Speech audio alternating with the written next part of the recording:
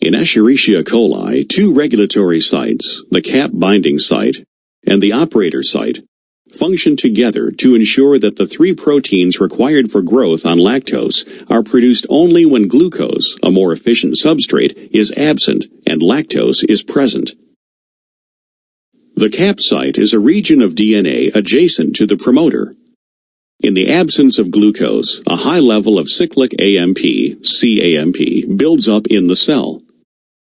The cAMP binds to the catabolite activator protein, cap, and activates it. The cap, with bound cAMP, can now bind to the cap site and bend the DNA, allowing RNA polymerase to associate with the promoter. When glucose is present, cAMP levels are low, and the cAMP does not bind to the cap. The unactivated cap is unable to bind to the DNA, and RNA polymerase does not associate with the lac promoter.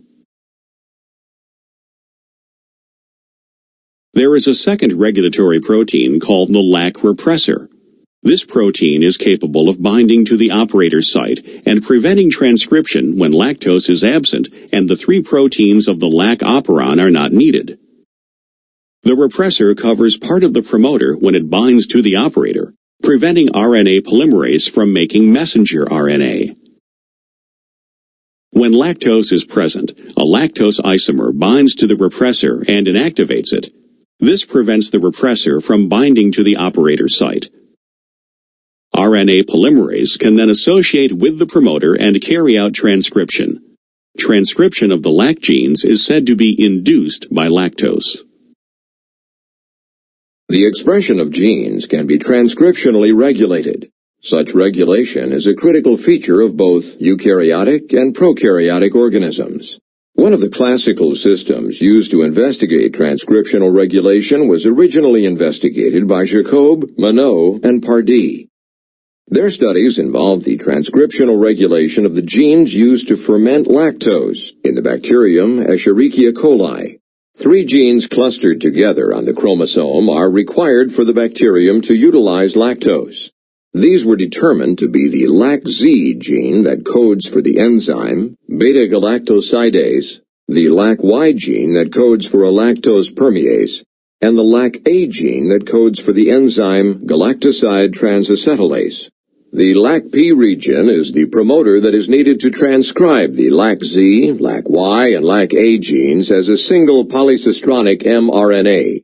The lacO region is an operator site that is involved in the transcriptional regulation of the lac operon. The unit consisting of the lac promoter, lac operator, and the lacZ, lacY, and lacA genes is called the lac operon. Located near but not in tandem with the lac region is the lacI regulatory gene that codes for an mRNA that is translated to produce a protein referred to as the lac repressor. In the absence of lactose inside the cell, the lac repressor protein is active. In its active state, the lac repressor recognizes and binds to the lac operator site. When the lac repressor is bound to the lac operator site, RNA polymerase is prohibited from recognizing the lac promoter, and the lacZ, lacY, and lacA genes are not transcribed. When lactose enters the cell, a small amount of it is converted to allolactose via beta-galactosidase. Allolactose binds to the lac repressor. This causes a conformational change in the lac repressor protein that prevents it from binding to the lac operator site. Inactive lac repressor is unable to bind to the lac operator site. Without an active lac repressor bound to the lac operator site, RNA polymerase is able to bind to the promoter, and a polycistronic messenger RNA is transcribed that includes the lacZ, lacY, and lacA genes. This polycistronic messenger RNA is then translated to produce the beta-galactosidase, lactose permease, and galactoside transacetylase proteins. Therefore, the induction of the lac operon enables the bacterium to efficiently transport lactose into the cell and metabolize it. In the bacterium Escherichia coli, a group of 5 genes code for enzymes required to synthesize the amino acid tryptophan. All 5 genes are transcribed together as a unit called an operon. An operon is a group of genes that is under the control of a single operator site. A regulatory protein called a repressor can bind to the operator site and prevent transcription. When tryptophan is lacking in the environment, the repressor is inactive.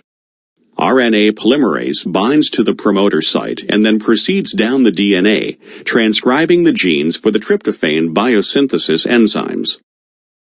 When tryptophan is present in the environment, the organism no longer needs to make tryptophan. Tryptophan binds to the repressor and activates it. The activated repressor now binds to the operator located within the tryptophan promoter and blocks transcription. The tryptophan repressor is a helix-turn-helix regulatory protein. When tryptophan is absent from the environment, the repressor is in an inactive conformation and cannot bind to the DNA to prevent transcription. When tryptophan is abundant, two molecules of tryptophan bind to the repressor. This alters the orientation of the helix-turn-helix motifs in the repressor and causes their recognition helices to fit into adjacent major grooves of the DNA. Thus, the synthesis of tryptophan occurs when it is needed, but is repressed when tryptophan is available.